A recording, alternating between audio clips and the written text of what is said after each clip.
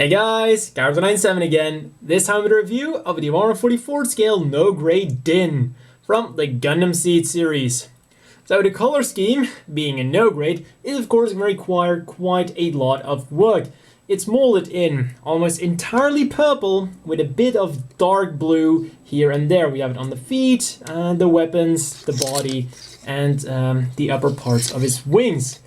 Then for stickers, we get a few of them, though not a lot.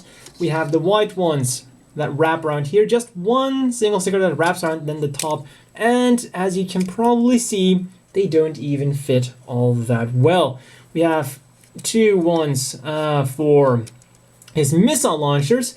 We have one for the head. And also the mono eye is actually part of the same sticker, so if you'd want it to look to the side or anything like that, not gonna work, just it's on that same sticker. You have a white one here, and that is your lot. So as I've said, prepare to do a lot of painting. Onto the articulation, head goes up, down, rotates around. The arm will rotate about that far until it hits the wing, goes back, goes up about that far, if you even want to call that up. It's like it twitches to the sides.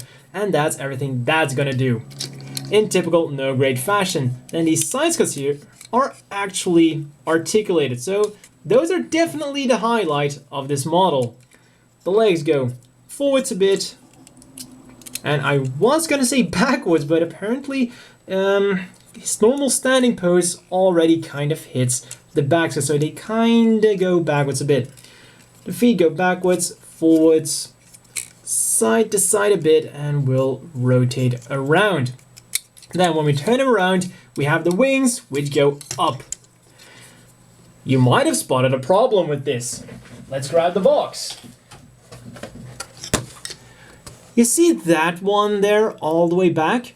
Or this one? Or that one? Or that one? Or that one? Or that one? Or that one? Or that one? Or that one? And that one?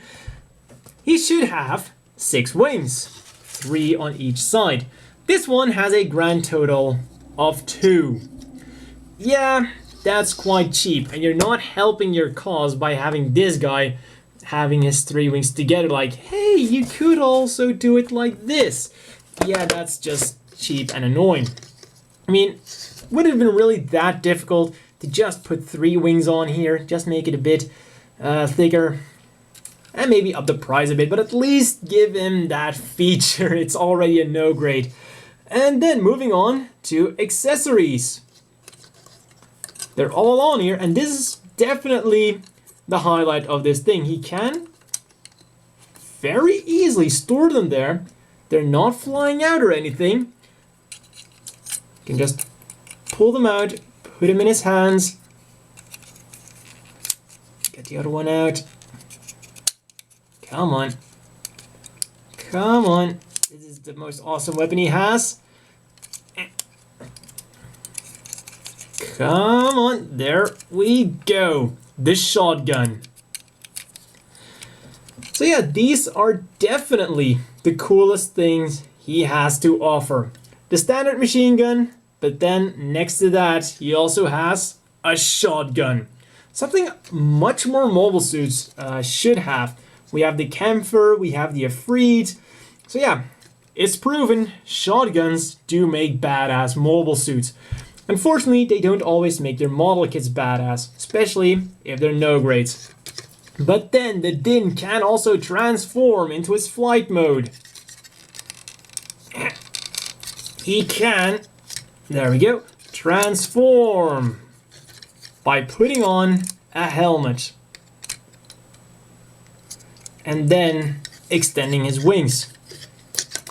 And he can kind of pull off the pose he usually has in the anime, like flying like this, with his guns out, and I guess it kind of works, but it's just so annoying that he only has 2 wings. I mean, what's up with that, seriously? As always, the inevitable question is, do you want to buy this? No. Even though this is the only way to physically get the Dinn as a model kit or even as an action figure, it's just not a great representation of the Dinn. First of all, we have the wings, which are, I guess we could say they kind of clipped his wings a bit. And something I haven't mentioned is that the proportions don't really seem all that well. Especially the legs, the lower part of his lower legs is really thin. Then here suddenly they get really, really thick. And even if you look at like the manual or something, even here it's much more streamlined. And he just looks a lot more sleek on the box art. And in this form, he just looks a bit too boxy to really be a flying mobile suit, if you kind of know what I'm getting at.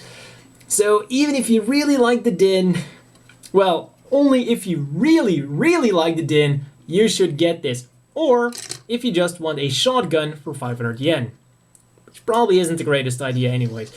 But yeah, he definitely has a cool shotgun, but other than that, it's not really something you should buy. Or maybe if you want to do a kit bash with his holsters here and his weapons, because those holsters are definitely the best thing this guy has to offer. I love it when mobile suits can store their weapons in effective ways, and this is a really nice feature he's got going on.